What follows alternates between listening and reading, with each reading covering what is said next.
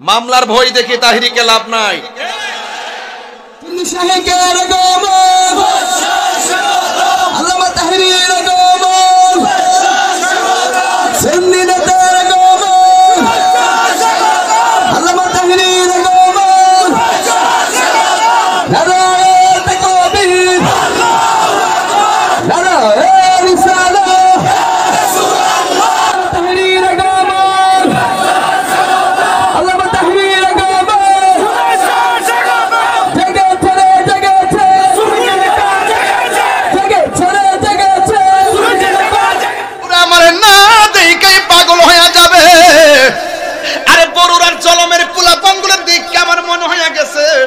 তায়েফের জমিনে কাফেররা নবীর দিককে পাথর মারছে, তাগরা তাগরা যুবকরা পাথর মারছে, আর বরুরার ফুলাফানগুলা যে নবীর পাগল কেমনে দাঁড়ায় গেছে, রাতে খাবার খায় না, পাগলের মতো বয়া বয়া তাকায় রইছে। আমার তো মনে হয় ওই তায়েফের জমিনে ওই যুবকরা নবীরে পাথর মারছে, এই যুবকগুলা যদি সেই জায়গায় থাকতো পাথরের বরাবর নিজের বুকটা পাইতে দিত, মোস্তফার বদন মুবারকে একটা পাথরের আঘাত লাগতে দিত না। কথা বলেন ঠিক কি না? আমার যুবক ওই সিদ্দিক আকবর দাঁড়ায় গেছে। যারা দাঁড়ায় যায় নবীর জন্য তারা সিদ্দিক হয়ে যায়, যারা নবীর সন্তুষ্টির জন্য দাঁড়াইতে পারে না তারা আবু জাহেল হয়ে যায়। কথা কোন ঠিক কিনা? যারা নবীর জন্য মিলাদ কিয়ামে মহব্বত নিয়ে দাঁড়ায় যায় এরা আশিক রাসূল হয়ে যায়, আর যারা দাঁড়াইতে যায় কোমর ব্যথা অনুভব করে তারা কিন্তু বেঈমান হয়ে যায়। কথা বলেন ঠিক কিনা? নবীর ভালোবাসায় যদি কেউ কৃপণতা করে সে কোনোদিন ইমানদার হতে পারে না। সিদ্দিক আকবর যখন দাঁড়ায় গেছে কাফেররা তখন কহেতে মরতে আসছে, এই কাফেররা হাতের মধ্যে পাথর নিয়া এমন ভাবে পাথর মারলো, মাথার মধ্যে পাথর, বডির মধ্যে পাথর, সাহাবীরা নবীরে জড়ায়া দইরা ঘরের মধ্যে নিয়ে গেল। সিদ্দিক আকবর মাটির মধ্যে পড়ে গেল, ধরাধরি কইরা বাড়িতে নিয়ে গেছে। তার জনম দুঃখিনী মা যদিও এখন ইসলাম ধর্ম গ্রহণ করে নাই, সে ডাক দেখে ফুতরে তোমার কি অবস্থা? আবু বকর সিদ্দিক রাদিয়াল্লাহু তাআলা আনহু কোনো কথা বলে না, একেবারে বিছানার মধ্যে পড়ে রইছে, মাথাও লড়ে না, চোখও লড়ে না, মাথা থেকে শুধুমাত্র রক্ত আর রক্ত, রক্ত আর রক্ত। মা ডাক দিয়া কই বাবা, ও বাবা তোমার শরীরটা কেমন লাগে?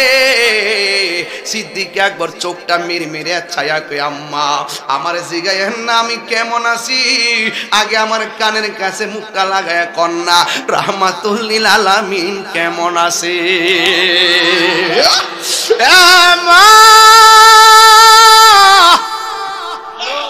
মাগো আগে বলুন না আমার নবী কেমন আছে?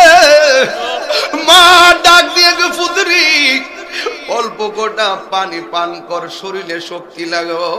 এবার সিদ্দিক আকবর বলে আম্মা আপনি আমার খাবারের কথা বললেন না, যতক্ষণ এই দুই চোখ দিয়া নবীর চেহারা মুবারক আমি দেখতে না পারবো ততক্ষণ পর্যন্ত আমার মুখের মধ্যে আমি পানির ফোঁটা ঢুকাইতাম না। ও আম্মা একটা বার আমার নবীর বাড়ি নিয়ে যান না গো মা। এবার মা ডাক দিয়ে কয় রাস্তার মধ্যে কাফেররা দেখলে তোমারে অ্যাটাক করবে, কয় মা আপনার শাড়ির আঁচল দিয়ে আমার মুখটা ডাইকা। তখন সিদ্দিক আকবর গায়ের মধ্যে রক্ত ঝরতেছে, ডাক দিয়া বলে মা আপনার শাড়িটা আমার চেহারার মধ্যে ডাইকা মোস্তফার বাড়িতে আমারে লইয়া যান লাগো। এই কথা বলার পরে মা তো মা, ওই ছেলের সন্তুষ্টি তো মা চায়। আমার নবী তো বলছে মা যদি বিধর্মীয় হয় মা বাবার সঙ্গে খারাপ ব্যবহার করা যাবে না, মা বাপ যদি মুশরিকও হয় এরপর মা বাপের সঙ্গে খারাপ ব্যবহার করা যাবে না। ওই সিদ্দিক আকবরকে মাথার মধ্যে সুন্দর করে এবার কাপড়টা ঢুকাইয়া এমন ভাবে আস্তে আস্তে করে নবীর বাড়িতে নিয়ে গেছে। আমার নবীর কাছে যায়, নবী গো, নবী গো, হ মায়া মায়ার নবী, আগে বলুন না আপনি কেমন আছেন? আমার নবী বলে, আবু বকর হ্যাঁ আমার কাছে আয়। আবু বকরের কপালে আমার নবী একটা চুমু দিলেন। এবার আমার নবী ডাক দিয়া বলে, আবু বকর তোমার শরীরটা কেমন আছে? ও নবী গো, এতক্ষণ খারাপ লাগছিল, আপনি নবীকে দেখার পরে আমার মনটা যেন ভালো হয়ে গেছে গো নবী।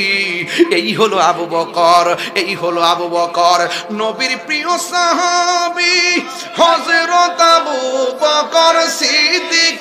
আমি মনে করি বড়রার মাহফিলের মধ্যে আজকে ইতিহাস হয়েছে। অনেকগুলা মানুষ দাঁড়িয়ে আছে, জায়গা নেই, রাস্তাঘাটে অনেক মানুষ, বাজারে অনেক মানুষ। এই আকর্ষণ তাহিরিকে দেখার জন্য নয়, এটা মদিনাওয়ালার প্রেমের আকর্ষণ। সুন্নিরা লাল চক্ষুকে ভয় পায় না, সুন্নিদের চোখের মধ্যে আছে মদিনাওয়ালার প্রেমের সবুজ গম্বুজের দৃশ্য। এই জন্য আহলুস সুন্নাতুল জামাতের জন্য পাগল বিশ্ব, ঠিক কিনা বলেন? এই বিশ্ববাসীদেরকে আজকের জলমের দৃশ্য দেখানোর জন্য এই মিডিয়াগুলো দরকার আছে, মিডিয়াগুলো দরকার আছে। এই জন্য আপনার একটু ফাঁকে ফাঁকে আমাকে দেখেন, যেহেতু আমি নতুন কেউ না, বড়রাতে আসি প্রায় 12 বছর ধরে, অনেক বছর ধরে আসি। এরপরও ক্রাইসিস আর ক্লান্তি লগ্নে আপনারা জানেন যে অনেক ধরনের ষড়যন্ত্র আমাদের আহলে সুন্নাত ওয়াল জামাতের বিরুদ্ধে চলছে। আমরা কোনো দলের দালালি করি না, আমরা মদিনাওয়ালার প্রেমের দালালি করি। যখন কেউ নবীকে ভালোবাসে তার পায়ের স্যান্ডেলগুলো জিহ্বা দিয়ে পরিষ্কার করে দেয়। যখন কেউ নবীকে ভালোবাসে তখন আমরা তার পায়ের মধ্যে ঠোঁট লাগাইয়া ছদম বসি করি। যখন দেখি কেউ আমার নবীকে ভালোবাসে না, আমরা তার ছায়ার মতো পা দেই না। এটাই হলো আমাদের বড় রাজনীতি। আমরা জানি দুনিয়া কে লিয়ে আখিরাত বরবাদ না করো, दुनिया दुनिया করে आखिरत बर्बाद करा जाबे ना। किसी इंसान को खुश करने के लिए अल्लाह को नाराज ना करो। दुनियार कोनो मानुष के खुशी करते गिये अल्लाह के बेजार करा जाबे ना। अल्लाह जखन राजी होये जाबे सारा पृथिवी आपनार होये जाबे। এই দুনিয়ার পথ তুচ্ছ, এই দুনিয়ার ব্যাংক তুচ্ছ, এই দুনিয়ার টাকা পয়সা তুচ্ছ। সবচেয়ে বড় শ্রেষ্ঠ হলো যার অন্তরে মদিনাওয়ালার প্রেমের খনি আছে। কথা বলেন ঠিক কিনা? আল্লাহর হাবিব সাল্লাল্লাহু আলাইহি ওয়াসাল্লাম রাষ্ট্র গঠনে আল্লাহর হাবিব সাল্লাল্লাহু আলাইহি ওয়াসাল্লামের অবদান অত্যন্ত গুরুত্বপূর্ণ বিষয়। জানার নাম ঈমান নয়, মানার নাম ঈমান, ঠিক না? আল্লাহর হাবিব সাল্লাল্লাহু আলাইহি ওয়াসাল্লাম ধরাধামে এসে মানুষদেরকে অন্ধকার থেকে আলোর পথ দেখিয়েছেন, ঠিক কিনা বলেন? আমার সামনে একটি কোরআন শরীফ আছে, আমার সামনে একটি কোরআন শরীফ আছে। এই কোরআনটা নাজিল হয়েছে আমার নবীজির উপরে। কত বছরে? সুদীর্ঘ 23 বছরে। এও আবার একসাথে নাজিল হয় নাই, অবস্থার আলোকে প্রয়োজন বেদে নাজিল হয়েছে, যখন যেটা প্রয়োজন, ঠিক কিনা বলেন? এই কোরআনুল কারীমের মধ্যে আল্লাহ রাব্বুল আলামিন বলেছেন, লাকাদ কানা লাকুম ফি রাসূলিল্লাহি উসওয়াতুন হাসানাহ। আপনি যদি ঘরকে সুন্দর করতে চান, রাষ্ট্র বাদ দেন না। যদি আপনি মনে করেন আমার ঘরটাই রাষ্ট্র, এই ঘরটাকে যদি রাষ্ট্র মনে করে ঘরটা পরিচালনা করে, প্রত্যেকটা নাগরিক যদি তার ঘরটাকে রাসূলুল্লাহর আদর্শ দিয়ে শাসন করতে পারে, সারা বাংলাদেশ শাসন হয়ে যাবে। তবে easy to say but difficult to do, বলা সহজ করা অনেক কঠিন। আজকে মুখে মুখে অনেকে বলে আমি ধোয়াই তুলসী পাতা, কথা কোন ঠিক কিনা? কিন্তু দেখা যায় হাকিকতে ভিতরের মধ্যে অনেক ধরনের নিফাক বিল ইতিকাদ, মুনাফিকি লুকায়িত। আল্লাহর হাবিব সাল্লাল্লাহু আলাইহি সাল্লামের মাঝে রয়েছে আমাদের জন্য উত্তম আদর্শ। কারণ আল্লাহর হাবিব হলো আমাদের জন্য মডেল। নামাজ পড়বেন, কোরআন শরীফে খুঁজে কোথাও পাবেন না যে তুমি এমন ভাবে রুকু করো, এমন ভাবে সিজদা করো, এমন ভাবে সালাম ফিরে, এমন ভাবে নিয়ত বাঁধো। রাসূল বলছেন সল্লু কামা রাআইতুমুনি উসাল্লি, তুমি এমন ভাবে নামাজ পড়ো যেমন ভাবে আমি নবী নামাজ পড়ি। এই জন্য বলছি রাসূল হলো আমাদের জন্য মডেল, আর নবী পাকের মাঝে রয়েছে আমাদের জন্য চলার পথে উত্তম আদর্শ। এই জন্য আমার যুবক ভাইয়েরা, আল্লাহ মানা নবী মানা নয়, নবী মানলেই আল্লাহ মানা হয়। কথা কি পরিষ্কার? ওয়াজ বাড়িতে নিয়ে যাবেন, কারণ আমার দেশকে সাজাতে হবে, আমাদের ব্যক্তি জীবনে সেই ওয়াজের প্রতিফলন ঘটাতে হবে, কারণ দেশকে ভালোবাসা ঈমানের অঙ্গ। ঠিক কিনা বলেন?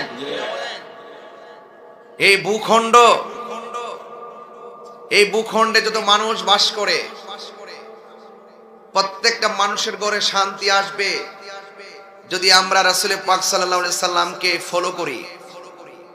এই জন্য আল্লাহ বলছেন, বন্ধু তাদেরকে বলে দেন, ওরা যদি আমি আল্লাহর ভালোবাসা পেতে চায়, তারা যেন আপনি নবীকে ভালোবাসে।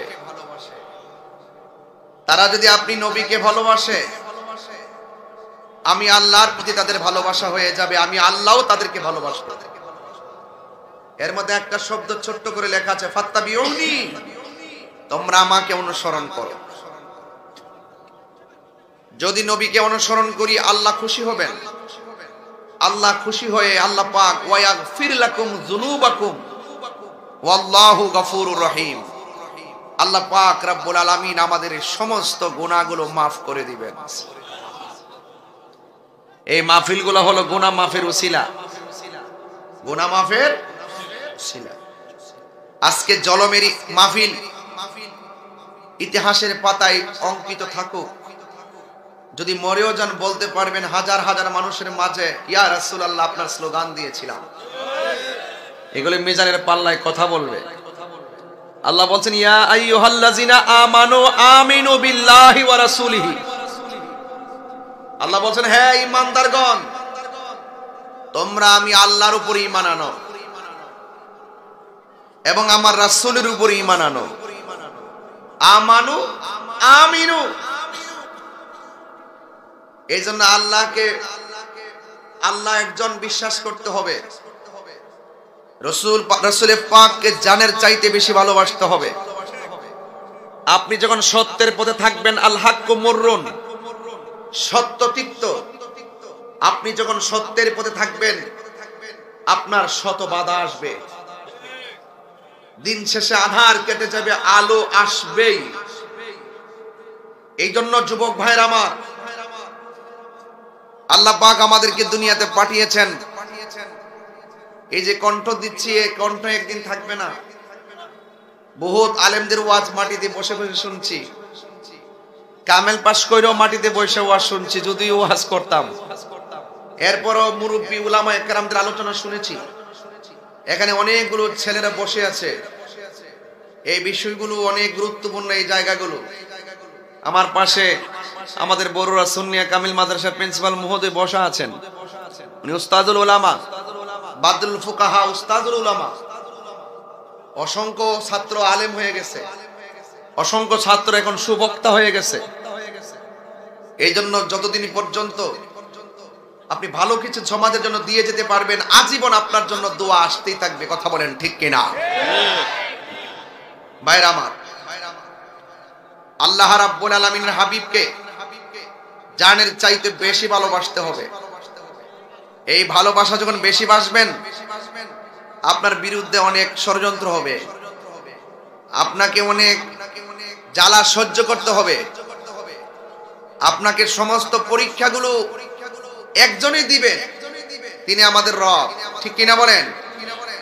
এই সকল পরীক্ষার মধ্যে যদি আমরা ধৈর্য ধারণ করে থাকতে পারি, তাহলে ইনশাআল্লাহ বিজয় আমাদের আসবে। তবে শর্ত আছে একটা, ঈমানদার হতে হবে। ওয়ালা তাহিনু ওয়ালা তাহসানু ওয়া আনতুমুল আ'লাউনা ইন কুনতুম মুমিনিন। নিরাশ হয়ো না, হতাশ হয়ো না। বিজয়ী তোমাদেরই হবে যদি তোমরা মুমিন হতে পারো। এখন মুমিন কে? যারা ওলি আল্লাহর মাজার ভাঙে, কথা বলেন। মুমিন কে? যারা মসজিদে আগুন লাগাইয়া দেয়, এরা কি মুমিন? ওরা কি বেঈমান? যাদের হাত থেকে মানুষ নিরাপদ না, সে কখনো মুসলমান হতে পারে না। মান সালিমাল মুসলিমুনা মিন লিসানিহি ওয়া ইয়াদিহি, যার হাত থেকে কেউ নিরাপদ না, যার জবানের কথা থেকে কেউ নিরাপদ না, সে যতই মাথায় পাগড়ি পরুক, যতই মুখে দাড়ি রাখুক, মনে রাখবেন এদের ভিতরে মুনাফিকি রয়েছে। এরা কখনো মুমিন হতে পারবে না, মুসলমান হতে পারবে না, যারা ওলি আল্লাহর সঙ্গে বেয়াদবি করে। দেশে শান্তি আসবে কেমন? আপনি বলছেন আধুনিক রাষ্ট্র গঠন করবেন। আধুনিক রাষ্ট্র কি গঠন করবেন? নবীজি কি বলছে? কবরের মধ্যে আগুন লাগাই দাও। নবীজি কি বলছে? মসজিদে আগুন লাগাই দাও। তো এই আগুন লাগাইলো কারা? এ যারা মসজিদে আগুন লাগায়, এদের বিরুদ্ধে আমাদের কি রুখে দাঁড়াতে হবে। মাজারকে সুরক্ষা, ইসলামের সঠিক ভাবধারাকে সুরক্ষা দিতে হবে। নবী পাকের আদর্শের পতাকাকে উড়াতে হবে। যারা নবীর বিরুদ্ধে অবস্থান নিবে, যারা ওলি আল্লাহর বিরুদ্ধে অবস্থান নিবে, সেখানে সকল এখানে সুন্নাত ওয়াল জামাতের আপামর সুফি জনতাকে ঐক্যবদ্ধ থাকতে হবে। কথা বলেন ঠিক কিনা?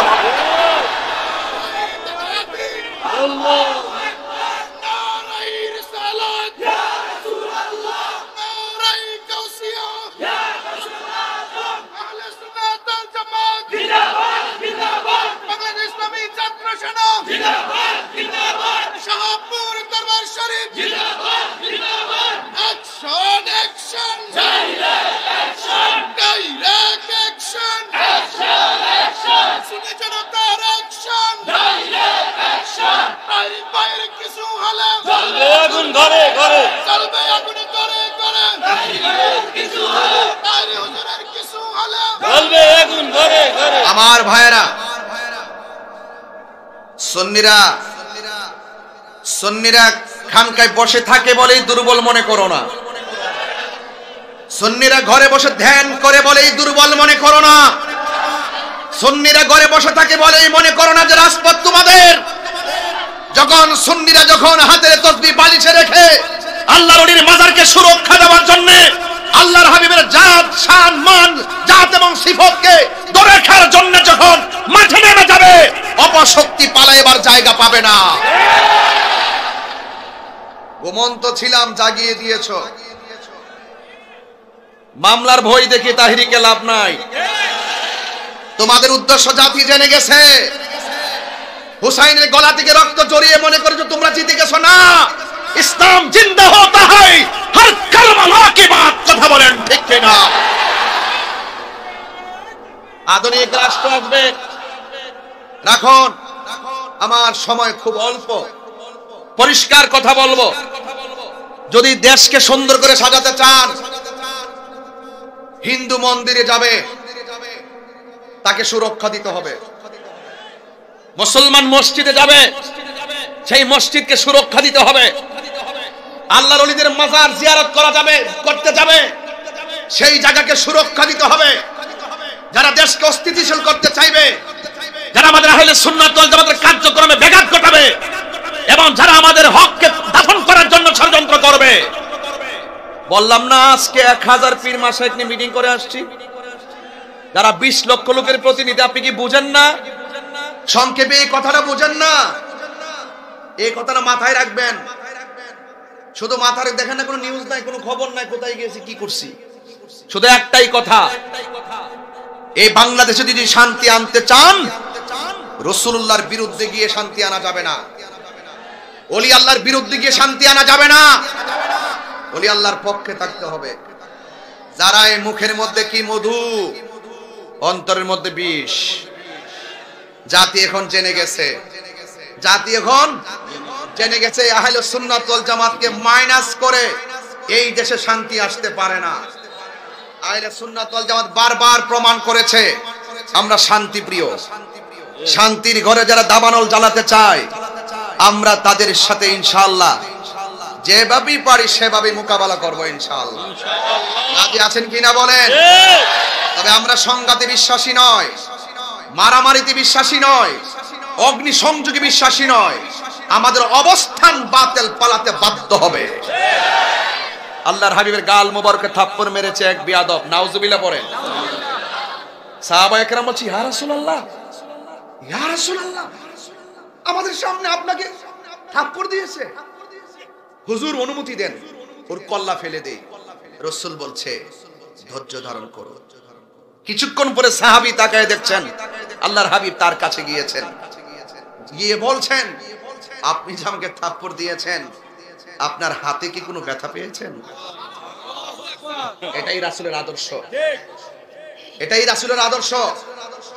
আজকে আল্লামা শাহেখ নুরুল ইসলাম, শহীদ নুরুল ইসলাম ফারুকী রহমাতুল্লাহ আলাইহি ঘরের ভিতরে ঢুকে হাত পা বেঁধে জবাই করেছে। যদি আমরা চাইতাম রাস্তাঘাটে গাড়ি ঘোড়া আগুন দিয়ে জ্বালিয়ে দিতে পারতাম। এই হত্যার বদলে ধরে ধরে টেনে টেনে রাস্তায় রক্তাক্ত করতে পারতাম। আমরা ক্ষমা করে দিয়েছি, তবে বিচার একদিন হবেই হবে। বিচার করবেন কে? আল্লাহ। এজন্য রাসূলুল্লাহর আদর্শ যদি দেশকে সুন্দর করে সাজাতে চান, ধৈর্য, শুধু ধৈর্য রাখেন। আমি কি বলছি, বিজয় আসবেই। আজকে দেখতেছেন না ইসরায়েলে ফিলিস্তিনকে কিভাবে মারতেছে। এমন এক সময় আসবে এই ফিলিস্তিন মুসলমানদের ডরে ইহুদিরা গাছের কোনায় গিয়ে পালাবে। মুসলমানরা বলবে আরে বেয়াদবটা গেল কোথায়, আরে বেয়াদবটা গেল কোথায়। গাছ তখন ডাক দিয়ে বলবে এ মুসলমান, এই বাটফার তো আমার আড়ালে পলায় রইছে। গাছে ডাক দিয়ে বলবে বাটফার তো পলায় রইছে, ধরে এনে সাইজ করো। হ্যাঁ, বিজয় আসবে কখন? যদি মুমিন হন। কথা বলেন ঠিক কিনা? শর্ত কি? মুমিন হতে হবে। মুনাফিক যেই ঘরে আছে ঘর শেষ, মুনাফিক যেই বাজারে আছে বাজার শেষ, মুনাফিক যেই সমাজে আছে সমাজ শেষ, মুনাফিক যেই রাষ্ট্রে আসবে রাষ্ট্র শেষ। মুনাফিক মুক্ত বাংলাদেশ গঠন করতে হবে। সুন্নিরা মুনাফিক নয়, সুন্নিরা কি নয়? মুনাফিক নয়। এই জন্য আমার যুবক ভাইয়েরা, এই বাংলাদেশটাকে যদি সুন্দর রাষ্ট্রে পরিণত করতে হয়, আল্লাহ রাব্বুল আলামিন কোরআনের মধ্যে দুইটা ধারা দিয়ে দিয়েছেন। এই ধারার একটা ধারা হলো মা আতাকুমুর রাসূলু ফাখুযুহু ওয়া মা নাহাকুম আনহু ফান্তাহু।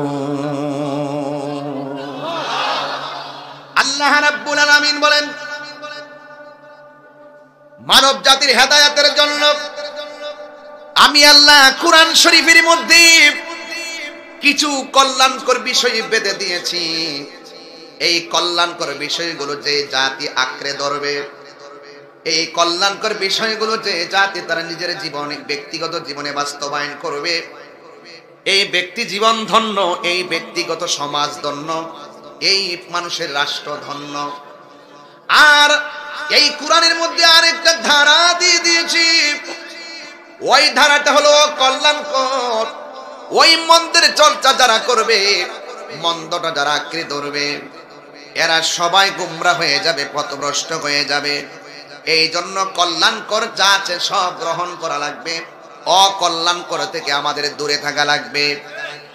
আমার যুবক ভাইয়েরা, আল্লাহ রাব্বুল আলামিন কোরআনের আরেক জায়গায় বলেছেন ইয়া আইয়ুহাল্লাযীনা আমানু দুখুলু ফিস-সিলমি কাফা।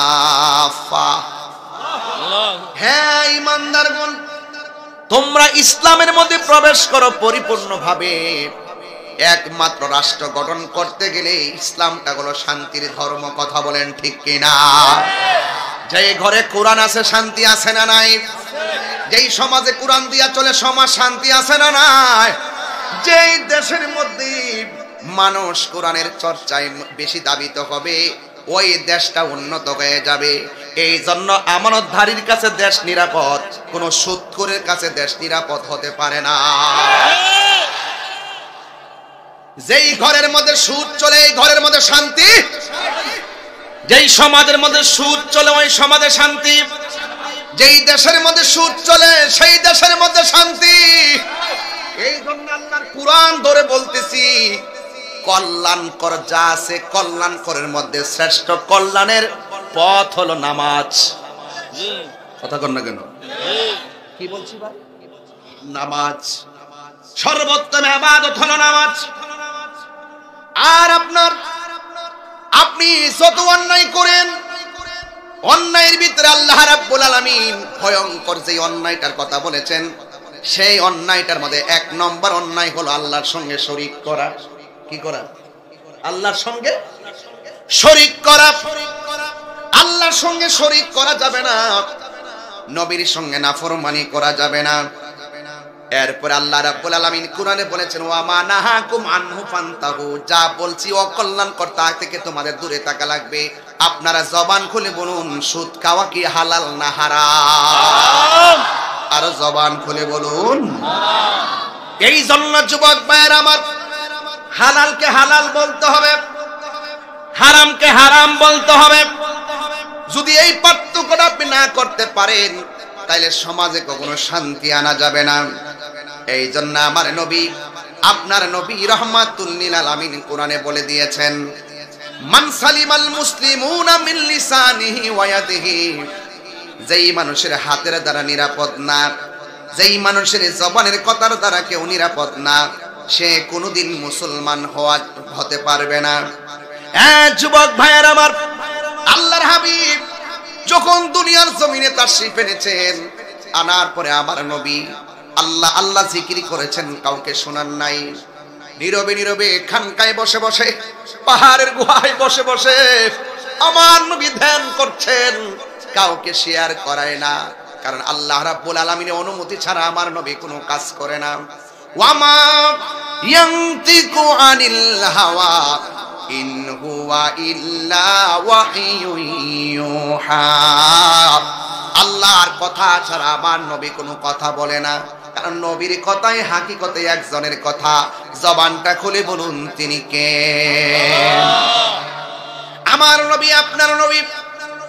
এমন একটা সময় এসেছেন, দেখেন সংখ্যা, মুসলমানদের সংখ্যা মাত্র 40। কত? কথা বলেন না তো। 40 জন থেকে 40,000, 40,000 থেকে 40,000, 40,000 থেকে 40 লাখ, 40 লাখ থেকে 40 কোটি। ওই ইসলাম এখন সারা বিশ্বে। কথা বলেন ঠিক কিনা? এটা কিভাবে পসিবল? এটা কিভাবে সম্ভব হয়েছে? জ্বালাও পোড়ার মাধ্যমে? শুধু আচরণের কারণে। বহুত কাফেরদের সামনে রাসূল গিয়েছেন, মারার জন্য গিয়েছেন রাসূলকে। কাফেররা মারতে গেছে, আল্লাহর হাবিবের ব্যবহার শুনে তারা কালিমা পড়ে মুসলমান হয়ে গেছে। তাহলে আপনার ব্যবহার ঠিক করতে হবে না, আপনার জবানকে হেফাজত করতে হবে। সংখ্যায় মাত্র 40 জন। এই 40 জনের ভিতরে একজন লোক আছে বড় সাহসী, যার নাম হলো সিদ্দিকে আকবর। সুবহানাল্লাহ।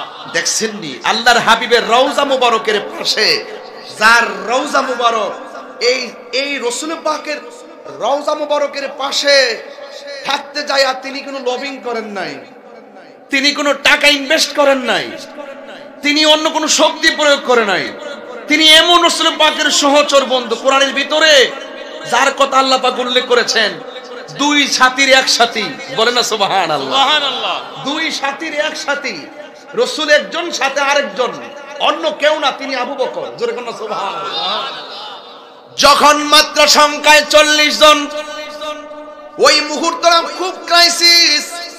ইসলামের কথা বলা যায় না, আল্লাহর জিকির করা যায় না।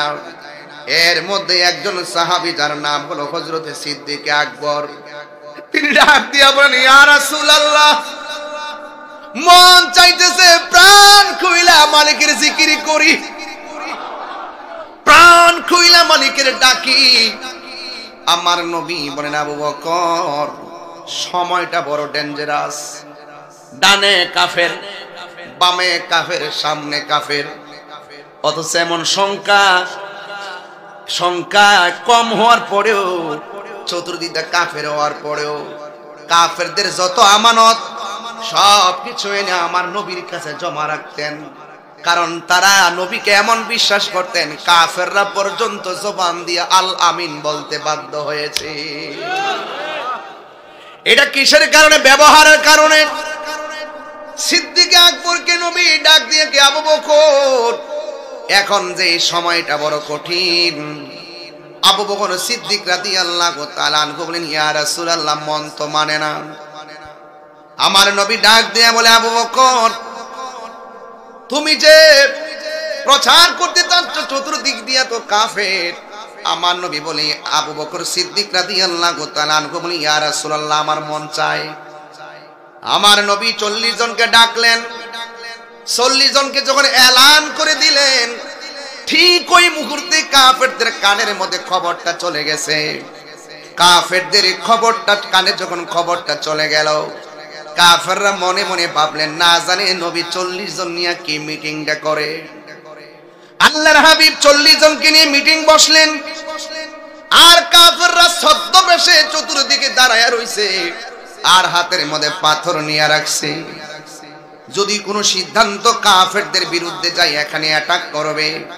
কিন্তু আমার নবী, আপনার নবী মজলিসের মধ্যে ডাক দিয়া বলে, ও আবু বকর, তোমরা যারা এখানে এসেছো, যদি হকের জন্য, দ্বীনের জন্য, ইসলামকে প্রচার করার জন্য যদি জীবন দেওয়ার প্রশ্ন আসে, তাইলে তোমাদের 40 জনের মধ্যে কে জীবন দিবে? সুবহানাল্লাহ বলবেন না? আমি যদি বলি, এই মুহূর্তে বড়ুরাতে কেউ যদি নবীরে গালি দেয়, তার বিরুদ্ধে জিহাদ ঘোষণা করলে কে কে মরতে রাজি আছে না? হাত তুলে দেখা। আল্লাহু আকবার বলবেন না? হাত নামান, হাত নামান। ওই সময়টা এত সহজ ছিল না। আজকে যেভাবে হাত তুলেছেন তার কথা বলছি, একজন হাত তুলছেন কয়েক হাজার, আর ওই সময় হাত তুলছে একজন চতুর্পাশে কাফের।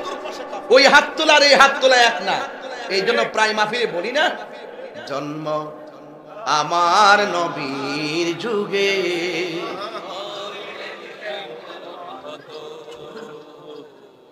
জন্ম আমার নবীর যুগে, হলে কেমন হতো। দুনয়নে রাসূল পাক, দুনয়নে দেখলে জন্ম আমার নবীর যুগে। আসতো ভেসে হযরতে বেলালের মধুর আযান, সেই আযানে ছিল এমন প্রেম মুগ্ধ রহমান। আসতো ভেসে হযরতে বেলালের মধুর আযান, সেই আযানে মুগ্ধ রহমান। দয়াল নবীর পিছে নামাজ। সবাই মন খুলে খুলে পড়েন, আজকে রাত্র বেশি হয় না, একদম উজাড় কণ্ঠে পড়েন। দয়াল নবীর পিছে নামাজ, দুনয়নে রাসূল পাক দেখলে কেমন হতো। দুনয়নে রাসূল পাক দেখলে কেমন হতো। জন্ম আমার নবীর যুগে, পড়ছি আমি নাতে রাসূল, পাশে দয়াল নবী।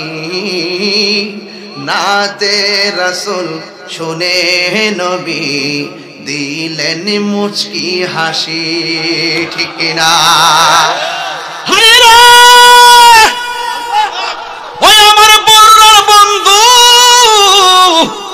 আপনারা আওয়াজ করে বলেন, আমার নবী এই জলমের মাহফিল দেখার ক্ষমতা আছে না নাই?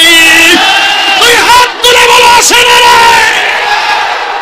নারে তাকবীর, আল্লাহু আকবার, নারে রিসালাত, ইয়া রাসূলুল্লাহ, নারে কাউসিয়া, ইয়া রাসূলুল্লাহ, আহলে সুন্নাত ওয়াল জামাত জিন্দাবাদ জিন্দাবাদ, শাহপুর দরবার শরীফ জিন্দাবাদ জিন্দাবাদ, অ্যাকশন অ্যাকশন, ডাইরেক্ট অ্যাকশন, সুন্নি জনতার অ্যাকশন, ডাইরেক্ট অ্যাকশন। নবী আমার আল্লাহর হাবিব এই মাহফিল দেখার ক্ষমতা আছে না নাই?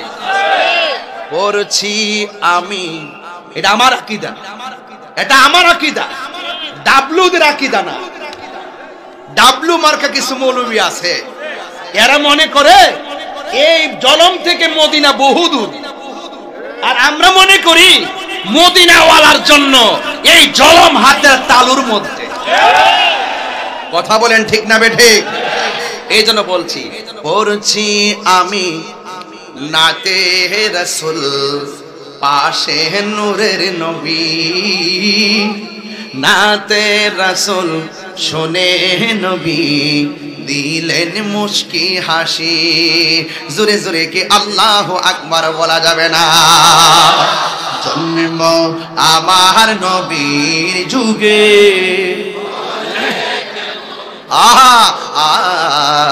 জন্ম আমার নবীর যুগে, দুনয়নে রাসূল পাক দেখলে, মাশাআল্লাহ খুব ভালো লাগছে। দুনয়নে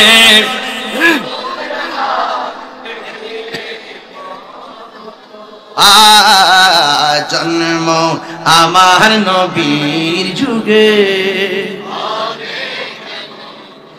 একটা জবানও বন্ধ রাখবেন না, মহব্বতে মায়ার সুরে বলুন ইয়া রাসূলুল্লাহ। ও বন্ধুরি, ও জনমের বাবা, কি ভাষায় নবীকে চিনা বরে বাবা। যার তকদির ভালো বেশি বলা লাগে না, যার তকদির ভালো না সারা জীবন বুঝাইলেও কোনো কাজ হবে না। কথা বলেন ঠিক কিনা? আমি বলছি, রাসূল বলছেন ইন্নাল্লাহা সাওয়ালিয়াল আরদ ফারাআইতু মাশারিকাহা ওয়া মাগারিবাহা। আমার নবী বলেন সারাটা পৃথিবী আমার কাছে মাশরিক থেকে মাগরিব, শিমাল থেকে জুনুব, উপর থেকে নিচ পর্যন্ত আল্লাহ রাব্বুল আলামিন আমার কাছে এমন ছোট করে দিয়েছেন, আমি সব হাতের তালুর মধ্যে দেখতে পারি। সুতরাং এই হাদিস দ্বারা প্রমাণ হয়ে যায়, আমার নবী আরেকটা হাদিসের মধ্যে বলছেন ফাওয়াল্লাহি মা ইউখফা আলাইয়া, আল্লাহর কসম করে বলি আল্লাহর জমিনে যা কিছু আছে আমি নবীর কাছে কোনো কিছুই গোপন নাই। আরে গোপন থাকবো কেমনে? স্বয়ং আল্লাহই তো নবীর চক্ষু মুবারক থেকে গোপন নাই। আমার নবী আপনার নবী বলেন মান রাআনি আসরিরা কি না না রাআইতু রাব্বি আযজা ওয়া জাল্লা ফি আহসানি সূরাতি। আমার নবী বলে পৃথিবীর মানুষ, আমি আমার রবকে আমার নিজের চক্ষু দিয়া অতীব সুন্দর নমুনায় দেখেছি। শুধুমাত্র দেখি নাই, আমি আল্লাহর এত কাছে গিয়েছি। আমার আল্লাহ আমার কাঁধ মুবারকের মধ্যে হাত দিয়েছেন, হাত মুবারকটা রেখেছেন, আমার কাছে ঠান্ডা ঠান্ডা অনুভব লেগেছে। আমার নবী ডাক দিয়ে সেদিকে যাব না। নবীর শান শুনলে শেষ নাই, শুধু বলতেই মনে চাই, এই জন্য বলার শেষ নাই। আমার নবী আপনার নবী ডাক দিয়া বলে আবু বকর, যদি এখন মরণের প্রশ্ন আসে, দিনকে কায়েম করতে যাইয়া, হককে কায়েম করতে যাইয়া, আল্লাহর বিধানকে কায়েম করতে যাইয়া যদি জীবন দেওয়ার প্রশ্ন আসে, সর্বপ্রথম কে তোমরা 40 জনের মধ্যে জীবন দিবা? ওই মুহূর্তে একটা সাহাবী লাব্বাইক ইয়া রাসূলুল্লাহ বলে দাঁড়ায় গেছে, যার নাম হলো হযরতে সিদ্দিকে আকবর। জোরে কি সুবহানাল্লাহ বলা যাবে না? চতুর্দিকে কাফের। ওই মুহূর্তে দাঁড়ায় যাওয়াটা সাধারণ দাঁড়ায় যাওয়ার মতো নয়। আপনারা যারা দাঁড়ায় রয়েছেন এমন দাঁড়ানোর মতো নয়। আপনারাও আশেক, আমরাও আশেক, তবে আপনাদের দামটা অনেক বেশি আছে রে বাবা। আমার নবীর প্রশ্ন করছে, নবী গো, আমাদের চাইতে দামি কোনো উম্মত দুনিয়াতে আপনার আসেনি। আমরা আপনার পিছে নামাজ পড়ি, আমরা আপনার পিছে আপনার সঙ্গে ইফতার করি, আমরা আপনার সঙ্গে জিহাদ করি, আমাদের চাইতে কোনো দামি কেউ আসেনি। আমার নবী বলেন, সাহাবীরা তোমরা সাহাবী হিসেবে সম্মানিত, কিন্তু এই পৃথিবীতে এমন সম্প্রদায়গুলো আসবে আমার উম্মত, তোমরা আমাকে দেখা পাগল, ওরা আমাকে না দেখায় পাগল হয়ে যাবে। ওরা আমার না দেখায় পাগল হয়ে যাবে। আরে বরুরার জলমের পোলাপানগুলোর দিকে আমার মনে হয়ে গেছে তায়েফের জমিনে কাফেররা নবীর দিকে পাথর মারছে, তাগরা তাগরা যুবকরা পাথর মারছে, আর বরুরার ফুলাফানগুলা যে নবীর পাগল কেমনে দাঁড়ায় গেছে, রাতের খাবার খায় না, পাগলের মতো বয়া বয়া তাকায় রয়েছে। আমার তো মনে হয় ওই তায়েফের জমিনে ওই যুবকরা নবীরে পাথর মারছে, এই যুবকগুলা যদি সেই জায়গায় থাকতো, পাথরের বরাবর নিজের বুকটা পাইতে দিত, মোস্তফার বদন মুবারকে একটা পাথরের আঘাত লাগতে দিত না। কথা বলেন ঠিক কি না? আমার যুবক ওই সিদ্দিক আকবর দাঁড়ায় গেছে। যারা দাঁড়ায় যায় নবীর জন্য তারা সিদ্দিক হয়ে যায়, যারা নবীর সন্তুষ্টির জন্য দাঁড়াইতে পারে না তারা আবু জাহেল হয়ে যায়। কথা কোন ঠিক কিনা? যারা নবীর জন্য মিলাদ কিয়ামে মহব্বত নিয়ে দাঁড়ায় যায় এরা আশিক রাসূল হয়ে যায়, আর যারা দাঁড়াইতে যায় কোমর ব্যথা অনুভব করে তারা কিন্তু বেঈমান হয়ে যায়। কথা বলেন ঠিক কিনা? নবীর ভালোবাসায় যদি কেউ কৃপণতা করে সে কোনোদিন ইমানদার হতে পারে না। সিদ্দিক আকবর যখন দাঁড়ায় গেছে, কাফেররা তখন কহেতে মরতে আসছে, এই কাফেররা হাতের মধ্যে পাথর নিয়া এমন ভাবে পাথর মারলো, মাথার মধ্যে পাথর, বডির মধ্যে পাথর, সাহাবীরা নবীরে জড়ায়া দইরা ঘরের মধ্যে নিয়ে গেল। সিদ্দিক আকবর মাটির মধ্যে পড়ে গেল, ধরাধরি কইরা বাড়িতে নিয়ে গেছে। তার জনম দুঃখিনী মা যদিও এখন ইসলাম ধর্ম গ্রহণ করে নাই, সে ডাক দেখে, ফুতরে তোমার কি অবস্থা? আবু বকর সিদ্দিক রাদিয়াল্লাহু তাআলা আনহু কোনো কথা বলে না, একেবারে বিছানার মধ্যে পড়ে রইছে, মাথাও লড়ে না, চোখও লড়ে না, মাথা থেকে শুধুমাত্র রক্ত আর রক্ত, রক্ত আর রক্ত। মা ডাক দিয়া কই, বাবা ও বাবা তোমার শরীরটা কেমন লাগে? সিদ্দিক আকবর চোখটা মিরমিরে ছায়া কই, আম্মা আমার জিগায়েন না আমি কেমন আছি, আগে আমার কানের কাছে মুখটা লাগায়া কন্যা রাহমাতুল লিল আলামিন কেমন আছে?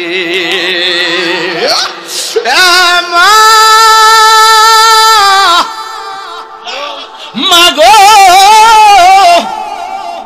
আগে বলুন না আমার নবী কেমন আছে? মা ডাক দিয়ে গো, পুত্রী অল্প কোটা পানি পান কর, শরীরে শক্তি লাগো।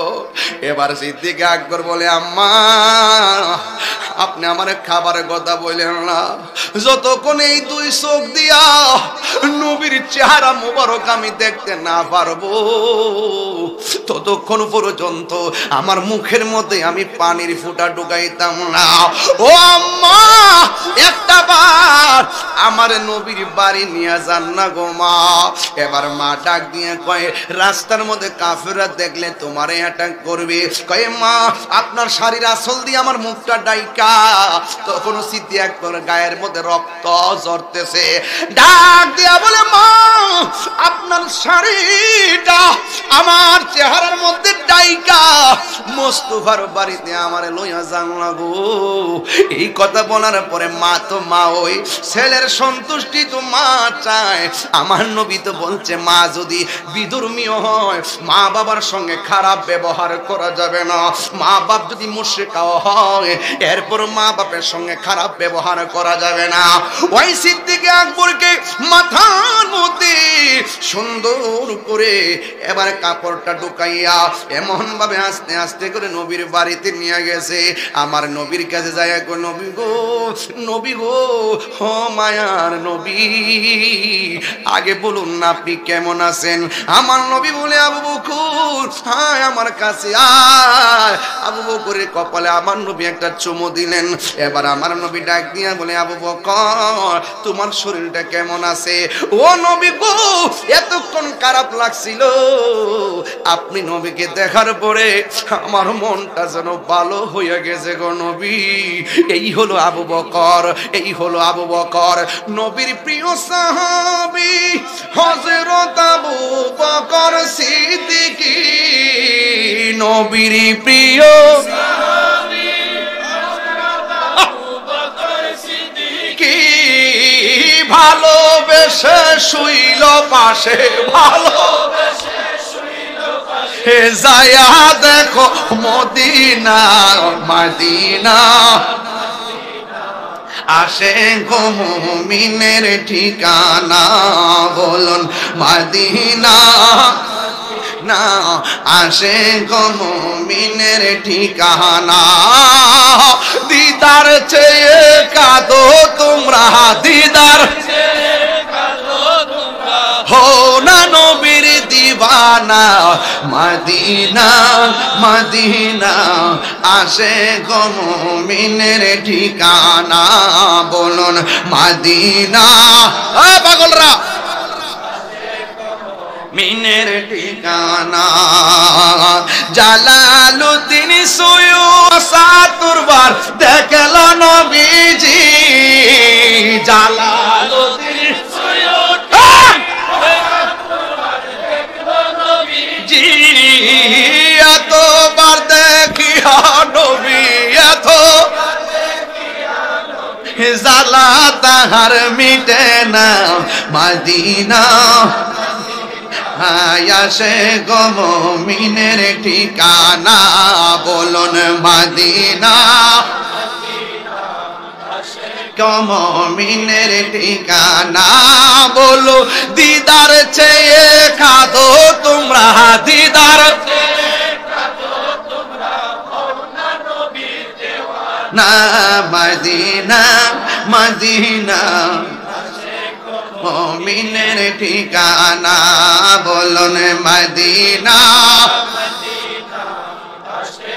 মুমিনের ঠিকানা। একটা জবানও বন্ধ রাখবেন না, মহব্বতে মায়ার সুরে বলুন আল্লাহু আকবার। আমার নবীর মজলিসে আঘাত করলো, আমার নবী পাল্টা আঘাত করে নাই। আমার নবী বলছে, আবু বকর এরা বুঝে নাই, আল্লাহু আকবার জোরে কর। আরে জিব্রাইল তো বারবার ডাক দিয়া বলছেন, নবী গো একটাবার হুকুম দেন না, যে এই অন্যায় আপনার সঙ্গে করতেছে এদেরকে পাহাড়ের নিচে ফেলে মেরে দেই। আল্লাহর হাবিব ডাক দিয়া বলে, জিব্রাইল আমি নবী তো রাহমাতুল লিল আলামিন, কথা কোন ঠিক কিনা? ওই আমার নবী, আপনার নবী রাহমাতুল লিল আলামিন আদর্শ হলো ক্ষমা করে দিতেন, আর সত্য যেটা মানুষের সামনে প্রেজেন্টেশন করতেন। আজকে দেখা যায় মানুষ গায়ে পুরা ঝগড়া লাগাইতে চাই, আজকে দেখা যায় মানুষ জোরে চাপায়া দিতে চায়। আরে বাবা, তোমার যদি মাজার ভালো না লাগে না যাইবা, তোমারে কে অর্ডার দিছে মাজার বাংতা, কথা কোন ঠিক কিনা? তোমার কাম হলো ফতোয়া দিয়া যাও, আমার কামও ফতোয়া দিয়া যায়। তোমার কামও তুমি প্রচার কইরা যাও, আমার কাজও আমি প্রচার কইরা যাই। যার ভালো লাগে গ্রহণ করবে, যার ভালো লাগে না গ্রহণ করবে না। আপনি যদি আঘাত করতে চান, প্রতিঘাত ইনশাআল্লাহ একদিন হবে, কথা বলেন ঠিক কিনা? এই জন্য যুবক, আমার নবীর জীবনে কোনোদিন কাহারও গায়ে পরে যুদ্ধ করে নাই। আমার নবীর মারার জন্য ষড়যন্ত্র করেছে। আল্লাহ বলছে, বন্ধু আর তসবিহ হাতে রাখবেন না, হাতে তলোয়ার নেন। নবীরে মারতে আসছে, আল্লাহ কয় তলোয়ার নেন। আমার নবীর নিজ থেকে কোনোদিন কাহারোর সঙ্গে যুদ্ধ করে নাই। 27টা যুদ্ধ করছে, কাফেররা গায়ে পড়ে নামছে ইসলামের নাম নিশানা মুছে ফেলার জন্য।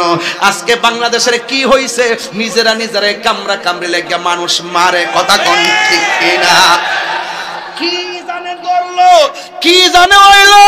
ওই দিন দেখলাম 2 গ্রুপে লাগিয়া 6টা নাই, যে মার সন্তান মারা গেছে সে বুঝে সন্তান হারা ব্যথা কত, কথা বলেন ঠিক কিনা?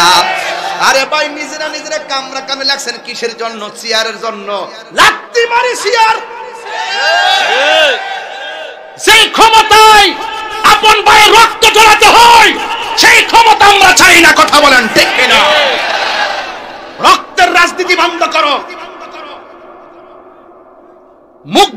পারি না লজ্জা। সারা বিশ্ব আমাদেরকে কিভাবে তুলে ধরছে, আপন নাই পর নাই, স্বার্থের জন্য মানুষকে বলি করে দেওয়া, মানুষকে মেরে ফেলা। আমরা মুখ দেখাইতে পারি না তোমাদের এই সমস্ত চরিত্রের কারণে। কথা বলেন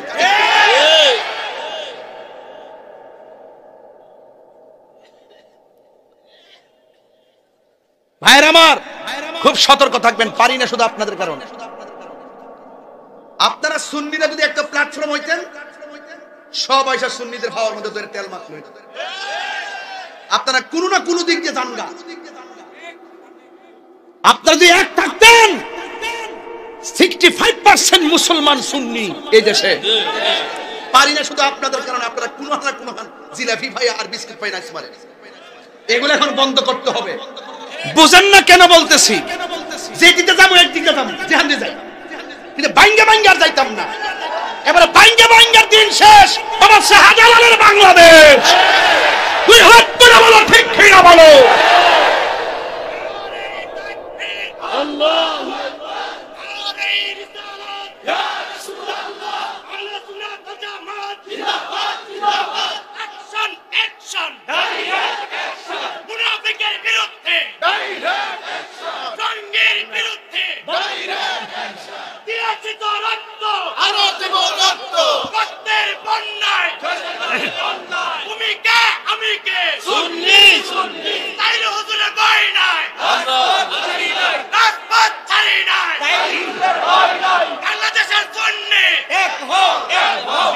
ভাইরা আমার, এই যে মানুষগুলো আজকে আসছেন, সব কি সুন্নি না?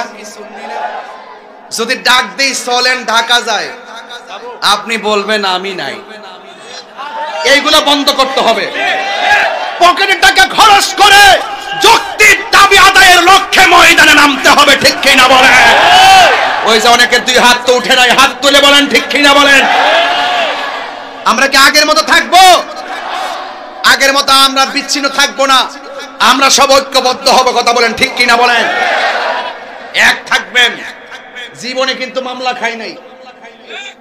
মামলায় যেহেতু খাইছি, তাহলে বুঝতে হবে দিন আসছে। দিন এক তাহিরি গেলে গেও হাজার তাহিরি আছে না নাই? তাহিরি আছে কিনা জানি না, তাহিরি তো আছে। কারা কারা একমত হাত তুলন তো দেখি, আবার দীক্ষা লই, মনটা পড়ে রই।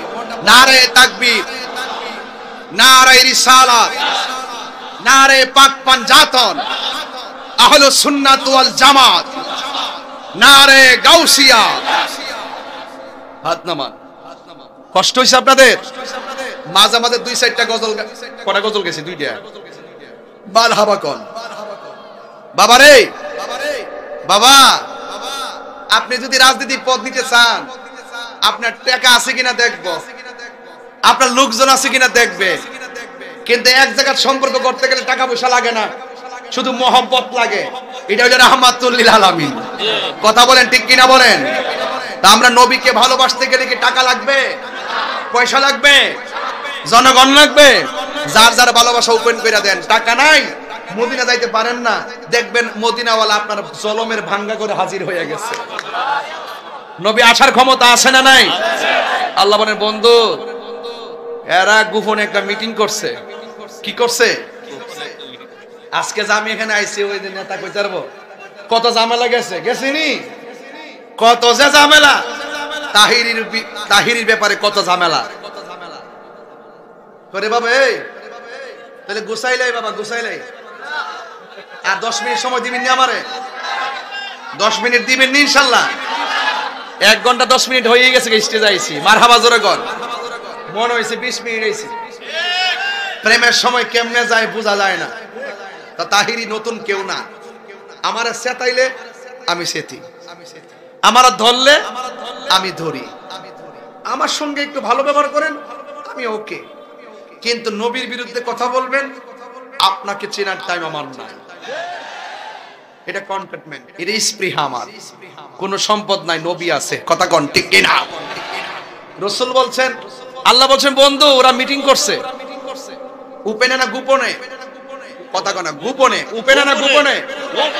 তো এই বাবা, এই তোমরা ইতিহাস, আরে কি অনেক মানুষ দেখে না তো। যাও বাবা এদিকে যাও, এদিকে যাও। কি এত বড় মাঠ জায়গা হয় না? এবার তো মনে পিছনে আনছেন মাঠ, হাই স্কুলটা একবার ঘুরাতে নিয়ে আসছেন না, একবার শেষ মতে নিয়ে আসছেন, এরপর অবস্থা এই অবস্থা। আহা, এটা হলো নবীর প্রেমিকদের জোয়ার। এরা যে কাফেররা মিটিং করছে গোপনে না ওপেনে? কাফের কাছে যেটা গোপন, ওপেন কার কাছে? ওয়ামাকারু ওয়ামাকারুল্লাহ।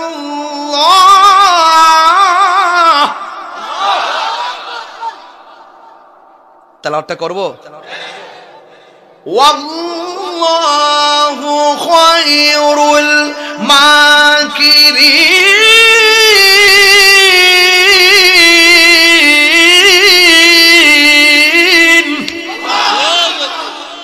তোরা যতই ষড়যন্ত্র করস, ষড়যন্ত্রের জবাব দিবেন একজন, জনগণ, তিনি কে?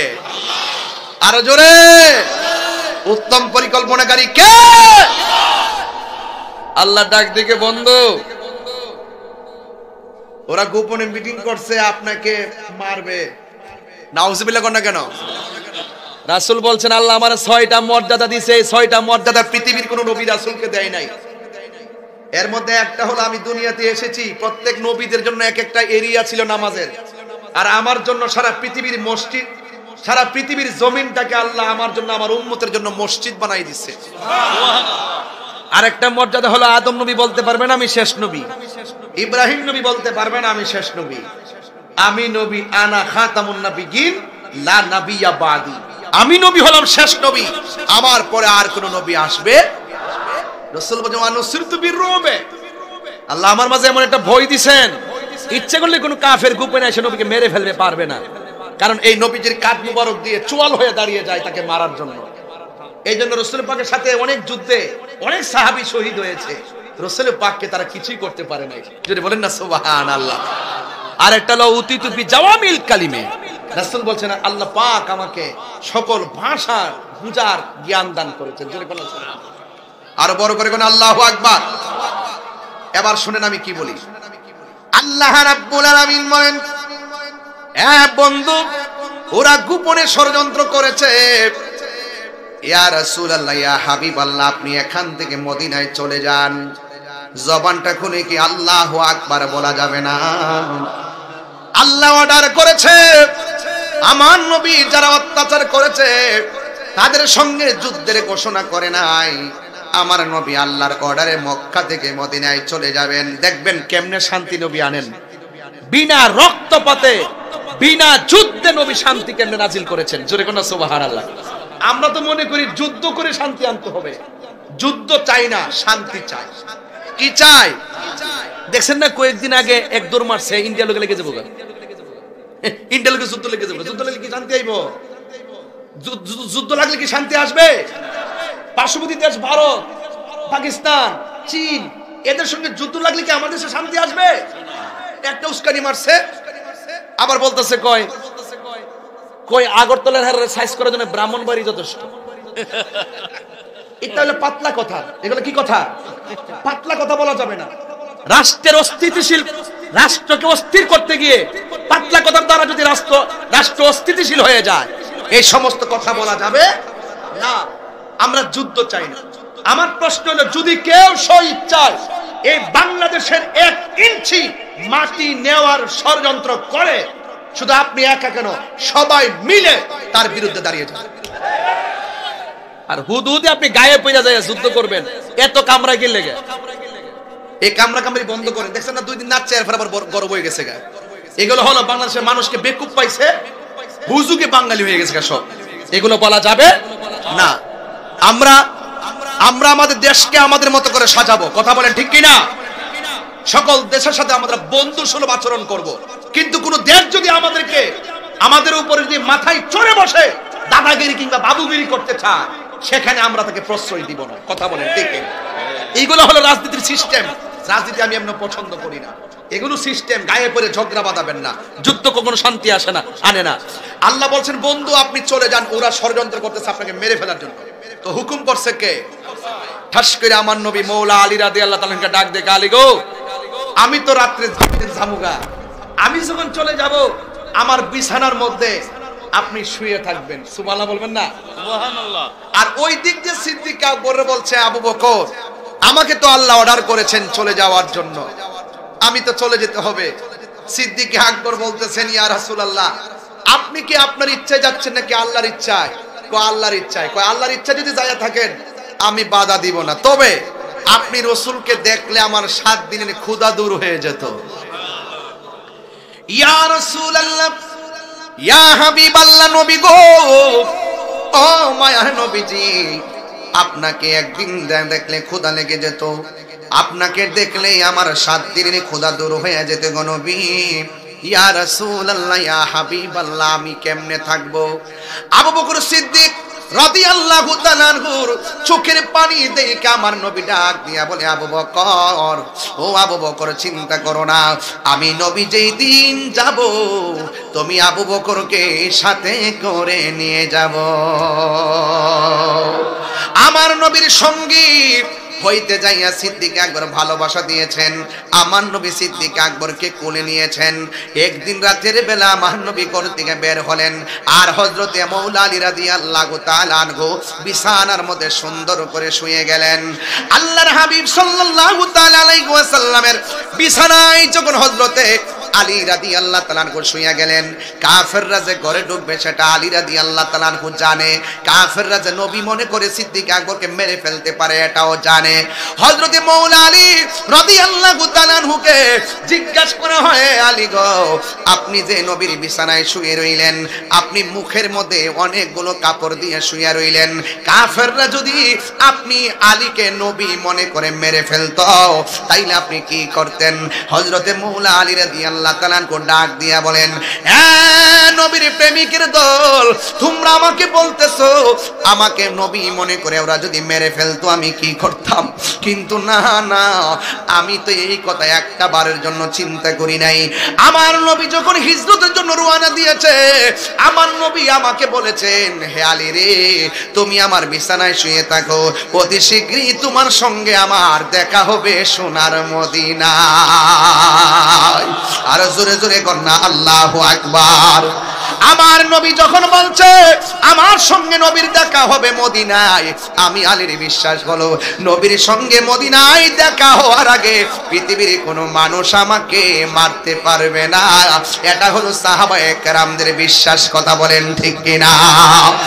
আর ওই দিক দিয়া আমার নবী রাতের বেলা যেই মাত্র চলে গেছে সিদ্দিক আকবরের বাড়িতে, যাইয়া ঘরের মধ্যে যখন টোকা দিয়েছে, এইভাবে আমার নবী টোকা দিলে ফাকরা আল বাব, দরজার মধ্যে যখন টোকা দিলেন, আমার নবী বলছি, ইয়া আবু বকর, যেই মাত্র সিদ্দিক আকবরকে ডাক দিয়েছেন, আমার নবীর ডাকটা শুই না সিদ্দিক আকবর ঠাস কইরা দরজাটা খুললা বলে, লাব্বাইক ইয়া রাসূলুল্লাহ, লাব্বাইক ইয়া রাসূলুল্লাহ। আমি বুঝাইতে চাইতেছি নবীরে কেমনে ভালোবাসা লাগে রে বাবা। এবার আমার নবী ডাক দিয়ে কই, হে আবু বকর, তোমার আমি আজকে বলি নাই যে আমি আসবো, এমন ভাবে দাঁড়ায় রইছো যেন মনে হয় আমি নবী আগেই বলছি আজকে আসবো। হে আবু বকর, এত রাত্র হয়ে গেছে, আমি এত আগে বলেছি আমি একদিন রাতে যাব, আজকে রাতের বেলা যে যাব আমি তো তোমারে কিছু বলি নাই, আমি যে তোমাকে ডাকটা দেওয়ার সাথে সাথে তুমি দাঁড়ায় গেলা। হে আবু বকর, তুমি কি ঘুমাও নাই?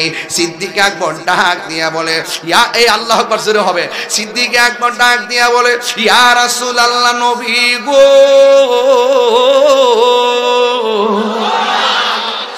মায়ার নবীজি, যেই দিন আপনি আমারে বলছেন মদিনায় আমারে সঙ্গে বানায় নিয়ে যাবেন, সেই দিন থেকে আমি দিনেও ঘুমাই নাই, রাতেও ঘুমাই নাই।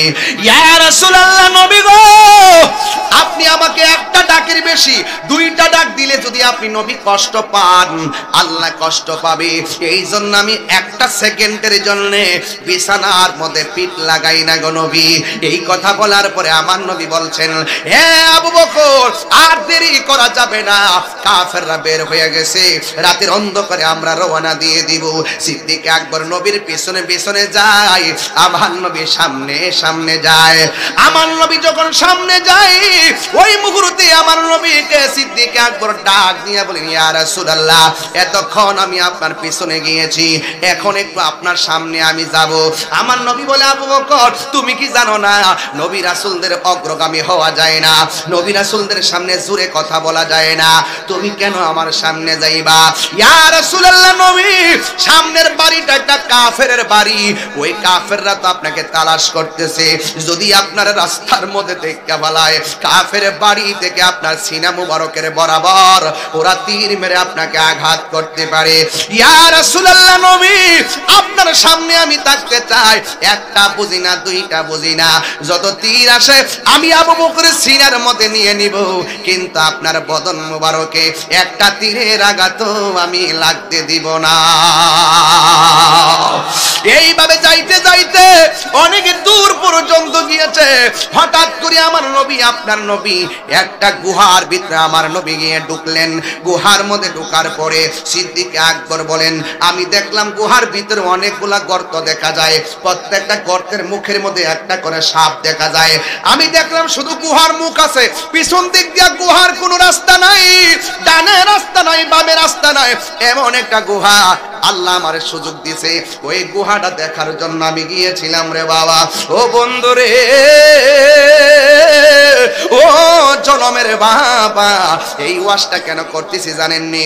এই কিশোর বয়সের পোলাপানগুলা ইতিহাস সম্পর্কে জানে না, এদেরকে ইতিহাস জানাইতে হবে, এদেরকে ঘটনা জানাইতে হবে। মুরব্বীরা জানলেও ছোট্ট পোলাপানদেরকে জানাইতে হবে, কারণ এরাই তো আগামী দিনের ভবিষ্যৎ। কথা বলেন ঠিক কিনা? ওই সিদ্দিক আকবর গুহার ভিতরে যখন ঢুকছে, আমার নবী, আপনার নবী রাহমাতুল লিল আলামিন ডাক দিয়ে বলে, আবু বকর, আমার একটু ক্লান্তি লেগেছে, আমি একটু আরাম করব। সিদ্দিক আকবর নবী পাককে এই হাঁটুর মধ্যে, এই উরু মুবারকের ভিতরে আমার নবীরে বালিশ বানায়া দিছে। জোরে জোরে কি আল্লাহু আকবার বলা যাবে না? হায় হায় রে, কেমনে ওয়াজটা বোঝাইতাম, ভালোবাসা কারে কয়। সিদ্দিক আকবর দেখতেছেন প্রত্যেকটা মুখের মধ্যে সাপ, এই সাপগুলা যেন নবীরে সুবল দিতে না পারে, নিজের কাপড়গুলা দাঁত দিয়ে কামড়ায় কামড়াইয়া, সিরা সিরা গেঞ্জি পাঞ্জাবি সিরা সিরা প্রত্যেকটা মুখের মধ্যে কাপড় লাগাইয়া দিছে, আমার নবীকে যেন কামড় দিতে না পারে, এ বন্ধুরে যেন কোনো অনিষ্ট করতে না পারে। ওই মুহূর্তে আমার নবী, আপনার নবী রাহমাতুল লিল আলামিন ঘুমাইতাছে, আর গায়ের কাপড়গুলা সিরা সিরা একেবারে মুখের মধ্যে বন্ধ করে দিল, সব ছিদ্র বন্ধ করছে, সাপ যেন সুবল দিতে না পারে, দংশন করতে না পারে। আমার নবী তো আরাম করতেছে, ওই মুহূর্তে একটা ছিদ্র বাকি রয়ে গেছে, এই ছিদ্রটা সিদ্দিক আকবরের একটা পা দিয়া ওই ছিদ্রটারে বন্ধ করলো। যেই মাত্র পা দিয়া ছিদ্রটা বন্ধ করলো, আমার নবী ঘুমাইতেছেন। আপনারা জবান খুলে বলেন, নবীর চক্ষু যদিও ঘুমায়, অন্তর চক্ষু খোলা আছে না নাই? আমার নবী তো সব জানে। আমার নবী, আপনার নবী, হাইরে তুমি আমি ঘুমাইলে ওযু ভাঙ্গা যায়, নবী ঘুমাইলে ওযু ভাঙ্গে না, কারণ আমার নবী কারো মতো না। ও বন্ধু বন্ধু বন্ধু রে, আমার নবী, আপনার নবী যখন ঘুমাইতেছেন, হঠাৎ করে নবীর গাল মুবারকের ভিতরে, গাল মুবারকের ভিতরে, গাল মুবারকের ভিতরে আবু বকর সিদ্দিক রাদিয়াল্লাহু তাআলা আনহুর চক্ষু মুবারকের একটা ফোঁটা পড়ছে। আমার নবী, আপনার নবী যখন ঘুমটা ভেঙে গিয়ে ডাক দিয়ে, ইয়া আবু বকর, তোমার চেহারাটা কালো কেন দেখা যায়, তোমার চেহারাটা মলিন মলিন কেন দেখা যায়? সিদ্দিক আকবর বলেন, নবী গো, ও মায়ার নবী, নবীজি আপনি ঘুমিয়েছিলেন, এই দিক দিয়া একটা ছিদ্র ছিল, এই ছিদ্রটার আমি পা দিয়া বন্ধ করলাম। ওই জায়গার মধ্যে একটা সাপ ছিল, এই সাপটা আমার পায়ের মধ্যে সুবল দিছে। এই ব্যথাটা পা থেকে হাঁটু, হাঁটু থেকে কোমর, কোমর থেকে অল বডি পর্যন্ত সাপের ব্যথা ছায়া গেছে। এই ব্যথা তীব্র হয়ে যাওয়ার পর আমার চেহারাটা কালো হয়ে গেছে। ইয়া রাসূলুল্লাহ, অন্য কিছু না। আমার নবী ডাক দিয়ে কি, আবু বকর এত ব্যথা তুমি সহ্য করলা, আমার কেন ডাক দিলে না গো? ইয়া রাসূলুল্লাহ, আমার ব্যথার চাইতে আমার কাছে আপনার আরামটা বেশি মূল্যবান। এবার আমার নবী বলে, ও আবু বকর কোন জায়গায় তোমার দংশন করছে? এবার সিদ্দিক আকবর পাটা দেখাইলো। পাটা দেখানোর পর আমার নবী, আপনার নবী রহমাতুল লিল আলামিন, এই নিজের থুতু মুবারকটারে, আরে কেন তাহিরি নবী নবী করে, দুলাল প্রধান কেন নবী নবী করে, আর আমার শাল মজুর কেন নবী নবী করে, শাহপুরের দরবারে পিসাব কেন নবী নবী করে? আরে তোমরা আমার নবীরে আমরার মতো লইয়া নাচতেছ। নবীর থুতু মুবারক তো আমাদের মতো না, নবীর খাম মুবারক আমাদের মতো না, নবীর ছায়া মুবারক, নবী পাকের প্রস্রাব মুবারক আমাদের মতো না। ও যুবক, আমার নবী হলো বেনজির বেমিসাল, সৃষ্টি জগতে কাহার সঙ্গে নবীর কোনো তুলনা। আমার নবী এইভাবে তুতু মুবারক লাগায়া দেওয়ার পরে সিদ্দিক আকবরকে ডাক দিয়ে বলে, আবু বকর ব্যথা আসেনি, ব্যথা আসেনি গো? সিদ্দিক আকবর বলে, ইয়া রাসূলুল্লাহ, আল্লাহর কসম করে বলি আপনি যখন তুতু মুবারকটা লাগাইছেন আমার ব্যথা সেকেন্ডের ভিতরে দূর হয়ে গেছে। এই মুহূর্তে আমার নবীরে ডাক দিয়া কই, ইয়া রাসূলুল্লাহ, একটা গুহা, একটা মাত্র রাস্তা, ওই দিক দিয়ে তাকায়া দেখেন না কাফেররা আমরার দিকে আসতেছে। আল্লাহু আকবার, কোনা কি লাগে রে?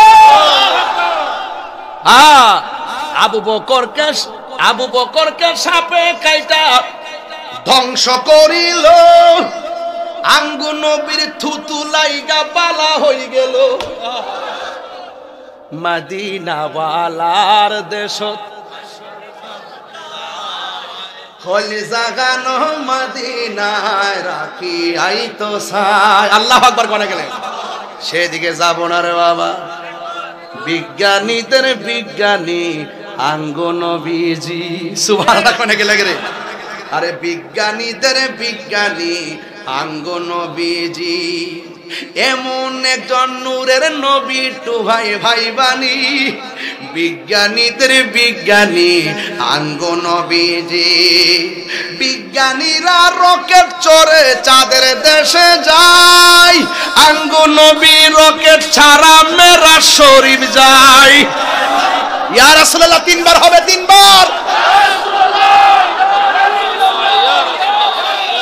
আবার বলি, ইয়া রাসূলুল্লাহ।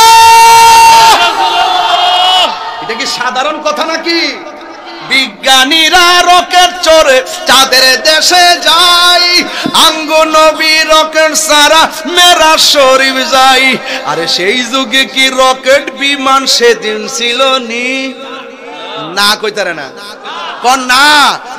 আরে সেই যুগে কি রকেট বিমান সেদিন ছিল নি? বিজ্ঞানীদের বিজ্ঞানী আঙ্গো নবী। এর আমার কইছে আধুনিক রাষ্ট্র গঠনের নবীজির আলোচনা। আধুনিক রাষ্ট্র বানাইছে বিমান, আধুনিক রাষ্ট্র বানাইছে রকেট। যখন রকেট নাই, বিমান নাই, তখন আমার নবীজি আরশে আজিমে গিয়েছে। কথা বলেন ঠিক? আধুনিক বলতে আধুনিক দিয়ে কি করতাম? আমার নবী তো আধুনিকেরও আধুনিক, বিজ্ঞানীরও বিজ্ঞানী, নবীদেরও নবী। সাইয়্যিদুল মুরসালিন, হাত তুলে বলেন ঠিক কিনা বলেন?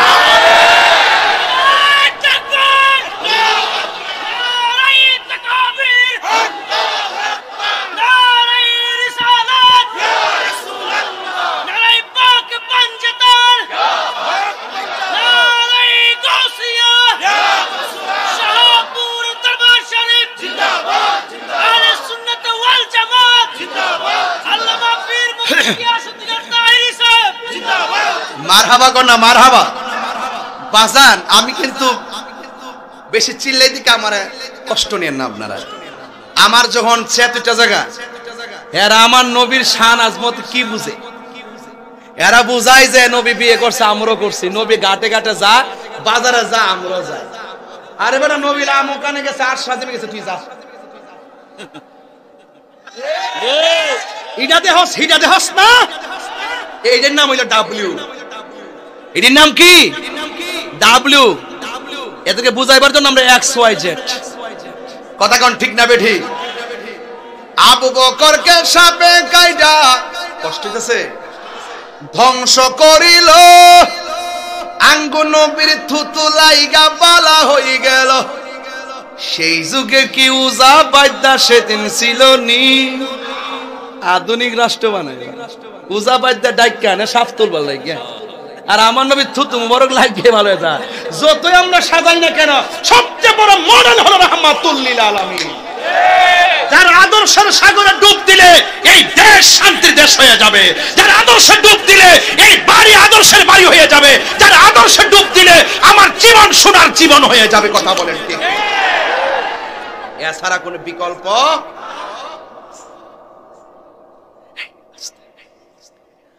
আবু বকর কিসে কি ইয়া রাসূলুল্লাহ, ওরা তো আসতেছে, ওরা রাস্তা কটা? কথা কনা, পিছনে রাস্তা, ডানে বামে, নিচে, উপরে, সামনে কয়টা? রাসূল বলছেন, ইয়া আবু বকর লা তাহজান ইন্নাল্লাহা মা'ানা। সুবহানাল্লাহ। আবু বকরের খুশি কি? এমন খুশি, যাক ইয়া রাসূলুল্লাহ আলহামদুলিল্লাহ। কেন খুশি? রাসূল বলে নাই যে ইন্নাল্লাহা মাই, আমার সাথে আল্লাহ আছে, তোমার মরণ হইব। যখন কইছে ইন্নাল্লাহা মা'ানা, আমাদের সাথে আল্লাহ আছে, তো সিদ্দিক আকবর বুঝা বলেছে আমি আবু বকর নবীর সঙ্গে নিরাপদ। আর বড় করে বলে না সুবহানাল্লাহ। এগুলো তাফসীরে ভালো করে গাঁটলে বোঝা যায় আর কি। আবু বকর চিন্তা করো না, ঠিকই কাফেররা আসছে নবীরে। আসলে এখানে আসলো নইলে, এখানে আসার একটা কারণ আছে। এই পাথরগুলো তুলার মতো নরম হয়ে স্যান্ডেলের মতো দাগ পড়ে গেছে। যেই মাত্র গুহার কাছে আসছে, একটা কয় এটার ভিতরে নিশ্চিত নবী আছে, আর একটা তুই কি পাগল হইছো? এটার ভিতরে নবী থাকলে সামনে দিয়ে মাকড়সা ফিরে এসে দেয় না, মনে অনেক দিন ধরে এটার ভিতরে মানুষ ঢুকে না। সুবহানাল্লাহ কইতেন না? আরো বড় করে না সুবহানাল্লাহ কোন না কেন? রক্ষা করার মালিক কে? আল্লাহ। আরো বড় করে কে? সিদ্দিক আকবর বলেন, দেখলাম গুহায় ঢোকার পরে পিছন দিক দিয়ে রাস্তা নাই, একটু পরে তাকায় দেখি আমার আল্লাহ বিশাল বড় রাস্তা কইরা দিছে। দয়ার মালিক কে? আর দয়ার মালিক কে? আল্লাহর হাবিব চলে যাবে মদিনায়, এই দিক দিয়ে রে বাবা এত সুন্দর আয়োজন, রাসূল রে মদিনাবাসীরা দেখার জন্য পাগল হয়ে গেছে। আজকে দেখেন না বহুত লোক পিছে দাঁড়ায় রইছে। যদি আপনি যদি কোন যে বাবার এক প্যাকেট বিস্কিট দিমো, তুই 2 ঘন্টা দাঁড়াইতে আসিস, তো এই মাঠের মধ্যে রাত্রে বেলা কেউ দাঁড়াইব নি? কবে পাগল হয়েছে? আমি হারে তুমি হেন মোবাইল টোবাইল ছাড়া এটাই শিখছো। তো এটা কি প্রেমের কারণে না? রাসূল পাক মদিনায় যাচ্ছে, সব নারী পুরুষ বাচ্চা কাচ্চা সব পাগল। মক্কার মানুষ কয় যান গা, মদিনা মানুষ কয় আসেন। সুবহানাল্লাহ বলবেন না? সুবহানাল্লাহ। যে যারে চিনে সে তারে কিনে। তো যাওয়ার পরে ছোট ছোট বাচ্চারা মুরব্বীরা সামনে গেছে, যাওয়ার পরে পিছনে যাও, মুরব্বীরা সামনে যায়, আবার পোলাপানে উঠছে পাহাড়ের উপরে, কিছু কিছু গাছের উপরে উঠছে, খেজুর গাছে। এই তোমরা কি পাইছো? হ্যাঁ, মুরব্বীদের মাথার উপরে উঠো। ফরক নবীরে দেখতাম উঠছে, আর দলিল চলবো। এই চলে রে, তুমি কি আশ্চর্য, দেখেন ছোট্ট মানুষ, ওই যে মুরব্বী পিছনে বসেছে, ও সামনে এসে, ওই যে দেখেন, ওই যে মুরব্বী উনি নিচে বসেছে, আমি সেটা বসেছি। বেয়াদবি না? এটা মুরব্বী নিচে বইতে, আমি সেটা বইতে না। প্রেমের বাজারে সিনিয়র আর জুনিয়র নাই। যদি সিনিয়র জুনিয়র থাকতো আমার কান্ডা তৈরি নিয়ে হুয়ানো বই লইলে বললে বাবা ওয়াজ করলে মারো, হারে ওয়াজ করো, এই মুরব্বীরা সামনে এনে পাওয়া যেত না। এই জন্য নবীরে দেখার সামনে, নবীর আদর্শের বয়ানের সামনে সিনিয়র জুনিয়র নাই, সব হইল প্রেমের হিসাব। হুজুর জান্নাতের মধ্যে কি 90 বছরের বুড়া বেড়া যাইবো? হুজুর সত্যি করে কোন হুজুর যাইবো? দেন হুজুর কি করেন? কোন 90 আপনি চেতেন না আবার বুড়া বেড়া বেঁচে যাইতো না। হাদিস শরীফের মধ্যে পড়ছি 33 বছরের জোয়ান বানায়া ক্লিন শিপ করায়া হাতের মধ্যে আবার 70 জন ধরাই দিব। দেখছেন ওহন কি মুস্কি হাসিটা দিছে, বুঝা ফলাইছে খেলা হইব জান্নাতের ভিতর। কথা কোন ঠিক কিনা? আরে হাত তুলে বলেন ঠিক কিনা বলো। তবে প্রেমিকের মতো প্রেমিক হতে হবে, ওই বাচ্চাদের মতো। দমক দেন কি লাগা? হ্যাঁ, আপনারা আগে নবীরে দেব আমরা বাস পুলাফান উপরে নিচে নবীরে দেখার জন্য পুরা বেকার। একটা গরিব সাহাবী কয়, আহারে এত লোক ধনাঢ্য ব্যক্তি, আউস খাজরাজের প্রতিযোগিতা চলতেছে, নবীরে কার বাড়িতে নিব, কার বাড়িতে রাখবো? একটা লোকের ঘরে খাওয়ান টাউন নাই, উনি চুপচাপ বয়ে রয়েছে, কিছু কয়টাও না। এবার রসুলকে ধরছে, নবী গো আপনি আমাদের বাড়িতে থাকবেন, আরেকদিনকে আমার বাড়িতে আসবেন। রসুল বলতেছেন, রসুল তো গায়েবের খবর দেনেওয়ালা। কথা কন ঠিক কিনা? রসুল ডাক দেখে, আমি প্রেমিক হলো সবাই জামু কার ঘরে, তবে একটা কথা শোনো, আমার উটটা যার ঘরে যায় আমি তার ঘরে যাব। ওই গেছে কার ঘরে? ওই আবহাওয়া আনসারি। ওই কার ঘরে? যে যিনি আবেদন করে নাই, যার ঘরের মধ্যে কিছু নাই।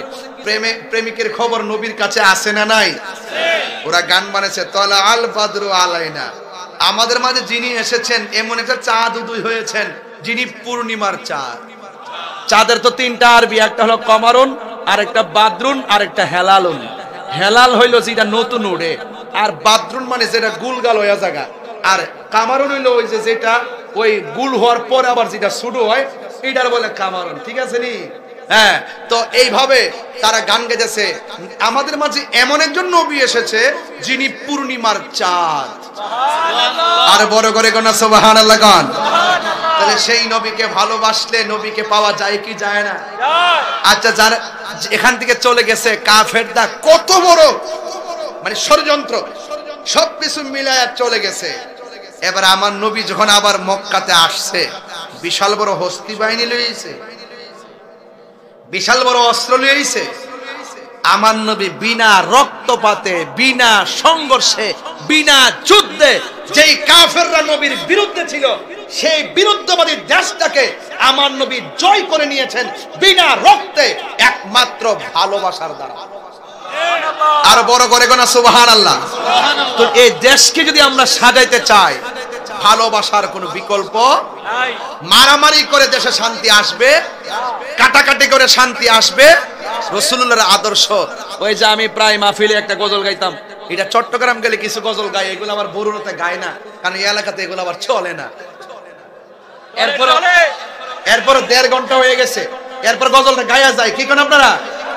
আমার জীবন মরণ সাজাবো। আমাদের চট্টগ্রামে যে আল্লামা আবুল কাশেম নুরি হুজুর আছে না, হুজুরের জবানে এই গজলটা যে কি সুন্দর লাগে। আর হুজুরে মাশাআল্লাহ এত বয়স হইছে, আল্লাহ আরো হায়াত দারাজ করুক, কিন্তু হুজুরের কণ্ঠটা এখনো সেই অঙ্কুর কালের কণ্ঠটার মতোই, কারণ প্রেমিকের কোনো লয় নাই। কথা কন ঠিক কিনা? হুজুরের যখন এই গজলটা গায় কি যে সুন্দর লাগে।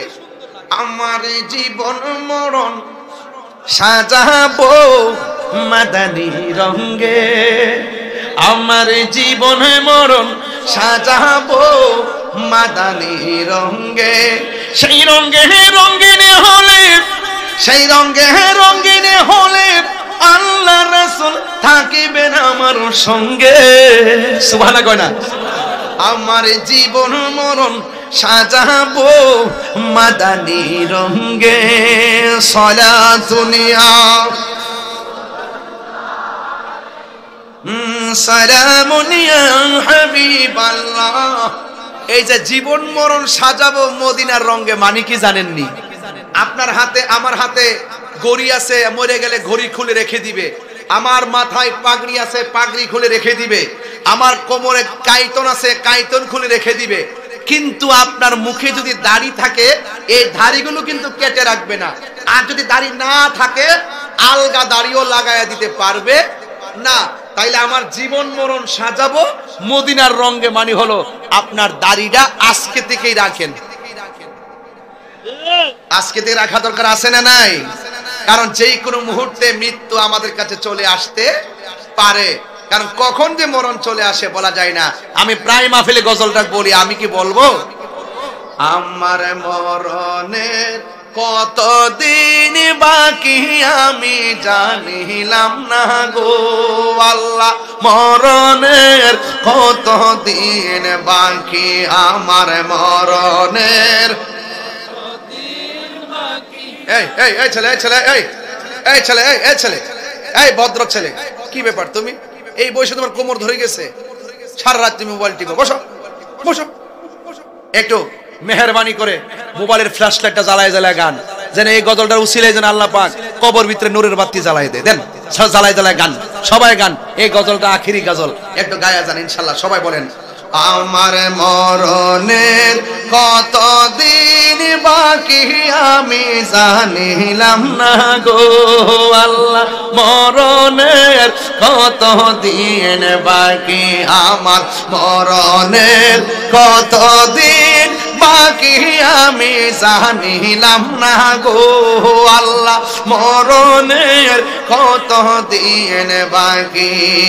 আর আজরাইলা শিয়া যখন হস্তে দিবা দড়ি, আজরাইলা শিয়া যখন হস্তে দিবা দড়ি, তখন আমার মনাবাই খরবালু কালু কি আমি জানিলাম না গো আল্লাহ, মরণের কতদিন বাকি, আমার মরণের কতদিন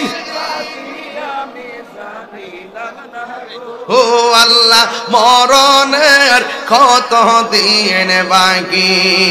40 দিনের আগে বাইরে মৌতের নিশানি, 40 দিনের আগে বাইরে মৌতের নিশানি, জমদুতে বা ইন্দানি বচোকে দিয়া আমি জানিলাম না গো আল্লাহ, মরণের কতদিন বাকি, আমার মরণের কতদিন বাকি আমি জানিলাম না গো আল্লাহ, মরণের কতদিন বাকি।